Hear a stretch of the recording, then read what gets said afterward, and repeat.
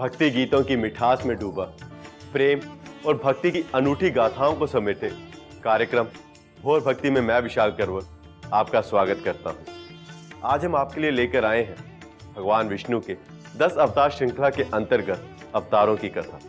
पुराणों के अनुसार सृष्टि की रचना और संचालन का कार्य त्रिदेव करते आए हैं। त्रिदेवों में भगवान विष्णु को पालनहार कहा जाता है और जब जब पृथ्वी पर अधर्म बढ़ता है तब भगवान विष्णु धरती के उद्धार के लिए अवतरित होते रहे हैं। श्रीमद् भगवद गीता में एक श्लोक है, परित्राणाय साधु नाम विनाशाय च दुष्कृताम धर्म संस्थापनार्थाय संभवामि युगे युगे।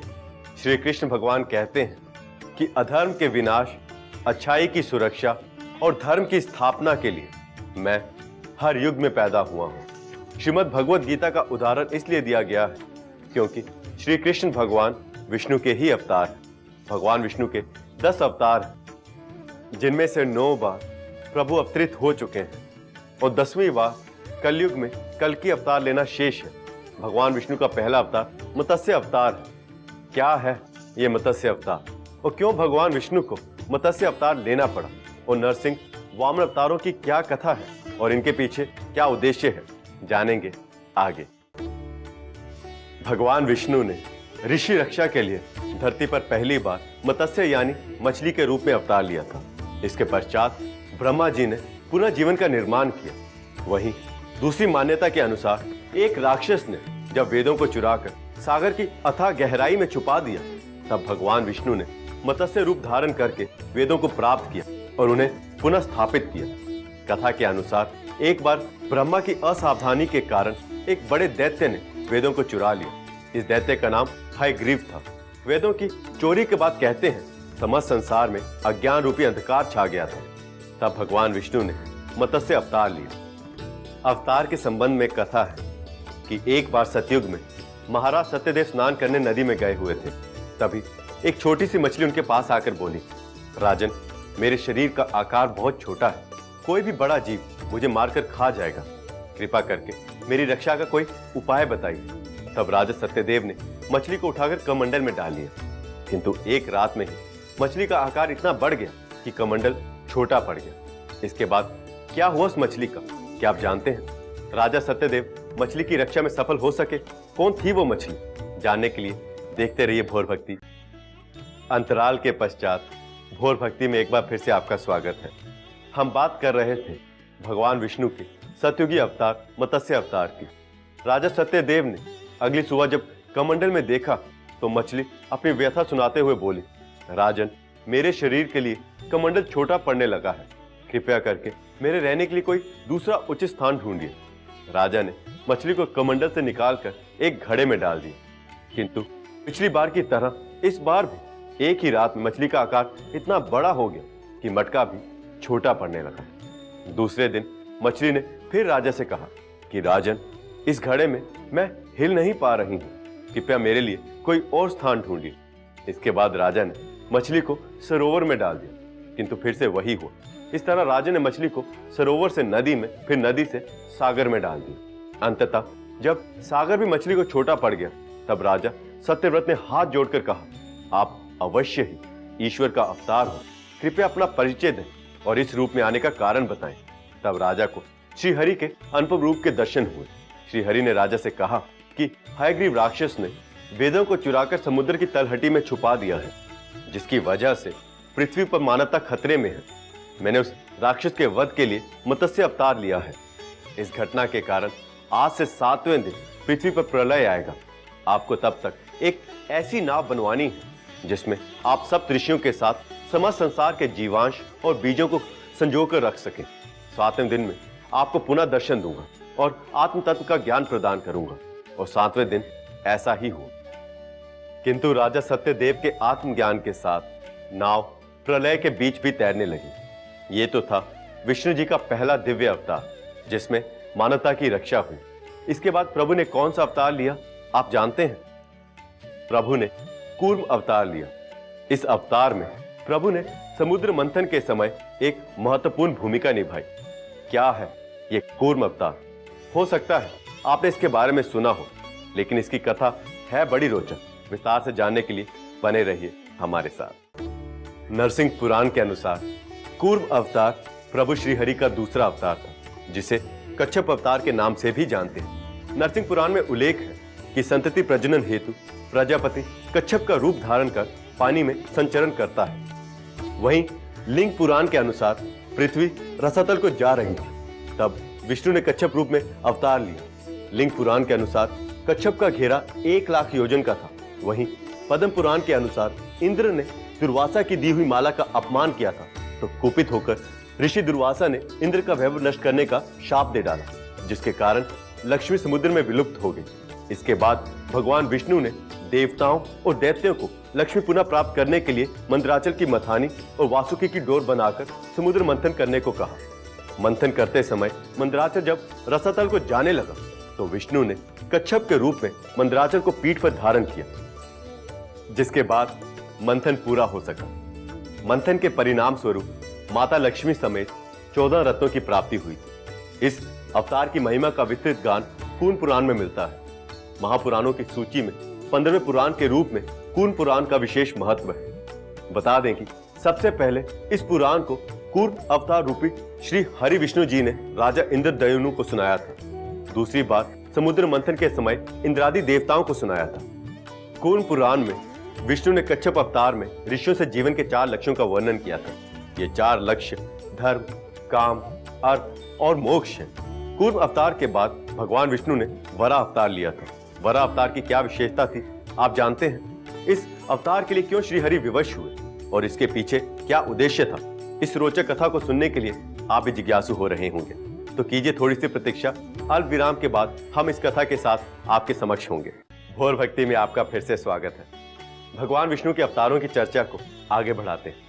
अभी तक हमने भगवान विष्णु के मत्स्य और कूर्म अवतार की रोचक कथा सुनी। कूर्म अवतार के बाद भगवान विष्णु ने जो अवतार लिया था वो है वराह अवतार। इस अवतार के पीछे दानव हिरण्याक्ष के अत्याचारों का अंत है। विष्णु पुराण में वर्णित एक कथा के अनुसार दैत्यों के आदि पुरुष कश्यप और उनकी पत्नी दिति के 2 पुत्र हुए थे, हिरण्यकश्यप और हिरण्याक्ष। दोनों भाइयों ने ब्रह्मा जी से वरदान प्राप्त कर लिया, जिससे उनमें अहंकार आ गया। अहंकार के कारण दोनों भाइयों की उदंडता बढ़ गई। उन्होंने मनुष्यों और देवों पर अत्याचार करना शुरू कर दिया। जब इससे भी वो संतुष्ट नहीं हुए, तो हिरण्याक्ष ने पृथ्वी को समुद्र की तलहटी में पहुंचा दिया था, जिससे संपूर्ण सृष्टि में त्राही त्राही मच गई। माता पृथ्वी और समस्त देवगणों ने मिलकर भगवान विष्णु की आराधना की। तब भगवान विष्णु ने वराह अवतार लिया था, और जब भगवान वराह अपने मुंह और दांतों पर रखकर पृथ्वी को जल से बाहर ले आ रहे थे, तभी हिरण्याक्ष और हिरण्यकश्यप सामने आ गए। दोनों राक्षसों ने वराह भगवान को पृथ्वी को ले जाने से रोका और कहा कि पृथ्वी उनके उपभोग की वस्तु है, वो इसे कहीं ले नहीं जा सकते। लेकिन भगवान वराह ने उनकी बातों पर कोई ध्यान नहीं दिया और पृथ्वी को रसातल से बाहर लाने के पश्चात यथास्थान पर स्थापित किया। उसके बाद हिरण्याक्ष और हिरण्यकश्यप की ओर उन्मुख हुए। तब दोनों भाई मिलकर वराह रूपी श्री हरि से युद्ध करने लगे।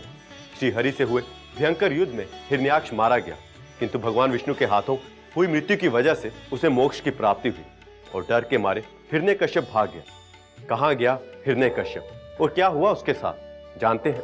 आपको जानकर अचरज होगा कि हिरण्यकश्यप को समाप्त करने के लिए विष्णु को एक और अवतार लेना पड़ा। वराह अवतार के बाद भगवान विष्णु ने चौथा अवतार लिया, जिसे हम नरसिंह अवतार के रूप में जानते हैं। भगवान नरसिंह के बारे में और जानने के लिए बने रहिए भोर भक्ति के साथ। भगवान विष्णु ने हिरण्याक्ष के वध के पश्चात हिरण्यकश्यप के वध के लिए भगवान नरसिंह के रूप में चौथा अवतार लिया था। हिरण्याक्ष की मृत्यु के बाद हिरण्यकश्यप भगवान विष्णु का विरोधी हो गया था। हिरण्यकश्यप ने कठोर तप के द्वारा ब्रह्मा जी को प्रसन्न कर वरदान मांगा। वरदान में जब उसने ब्रह्मा जी से अमरता का वर देने को कहा, तो ब्रह्मा जी ने इसके अतिरिक्त कोई और वर मांगने को कहा। तब हिरण्यकश्यप ने कुछ देर चिंतन के बाद कहा कि उसे ना कोई नर नारी मार सके, ना ही कोई देव या दैत्य मार सके, किसी पशु के द्वारा भी उसकी मृत्यु ना हो सके, और ना दिन में ना रात में, ना घर के अंदर ना बाहर, और ना ही किसी अस्त्र शस्त्र से उसकी मृत्यु हो, ऐसा वरदान मांगा। वरदान मिलने के पश्चात हिरण्यकश्यप खुद को अमर और देवताओं से बढ़कर मानने लगा और संपूर्ण राज्य में ढिंढोरा पिटवा दी कि सब उसी की पूजा करें। आतंक, आतंक और केवल आतंक। हिरण्यकश्यप निरंकुश हो चुका था। कभी भी जो कोई भी उसके आदेश को नहीं मानता था, हिरण्यकश्यप उसे मृत्यु दंड दे देता था। वहीं हिरण्यकश्यप की पत्नी कयाधु विष्णु भक्त थी। कयाधु और हिरण्यकश्यप का पुत्र प्रहलाद भी अपनी माता की भांति ही विष्णु भक्त था। हिरण्यकश्यप के लाख समझाने के बाद भी जब प्रहलाद नहीं माने तो हिरण्यकश्यप ने मारने के उद्देश्य से प्रहलाद को पहाड़ से नीचे गिराने का आदेश दिया। लेकिन पहाड़ से गिरने के बाद भी प्रहलाद को कुछ नहीं हुआ। जब हिरण्यकश्यप को पता चला तो उन्होंने प्रहलाद को हाथी के पैरों तले को चलवाने का आदेश दिया। पर कहते हैं ना, भक्ति में शक्ति। इस कहावत को प्रहलाद की भक्ति ने चरितार्थ कर दिखाया और वो हाथी के पैरों तले भी बच निकले। हिरण्यकश्यप के क्रोध की सीमा ना रही और उसने अपनी बहन होलिका को बुलाया, जिसे आग में ना जलने का वरदान था। हिरण्यकश्यप ने होलिका से प्रहलाद को गोद में बिठाकर अग्नि स्नान करने को कहा, किंतु भगवान विष्णु की प्रहलाद पर ऐसी कृपा हुई कि प्रहलाद अग्नि से जीवित निकल आए। जब हिरण्यकश्यप का अत्याचार बंद नहीं हुआ और प्रहलाद को मारने का प्रयास चलता रहा, तब हिरण्यकश्यप के अत्याचारों का अंत करने के लिए भगवान विष्णु ने नरसिंह अवतार लिया। भगवान नरसिंह एक खंबे से प्रकट हुए और उन्होंने सांध्य बेला में घर की देहरी पर अपने पैरों पर हिरण्यकश्यप को लिटा लिया और पंजों के नाखूनों से पेट फाड़कर उसका अंत किया। नरसिंह अवतार के बाद भगवान विष्णु ने वामन के रूप में अवतार लिया। वामन अवतार के उद्देश्य की कथा भी बहुत रोचक है, जिसके बारे में चर्चा करेंगे थोड़ी देर बाद। अभी लेते हैं एक अल्प विराम। नरसिंह अवतार के बाद प्रभु ने वामन अवतार लिया। वामन विष्णु भगवान के 5वें और त्रेता युग के पहले अवतार थे। वामन भगवान विष्णु के पहले मानव अवतार थे। इन्होंने एक बोने ब्राह्मण के रूप में अवतार लिया था। इनके बारे में एक और बात है जो शायद कम ही लोग जानते हैं। वामन भगवान को उपेंद्र के नाम से भी जाना जाता है। वामन अवतार के पीछे दैत्यराज बलि के अत्याचारों के अंत की कथा है। वामन पुराण में इसका विस्तार से उल्लेख मिलता है।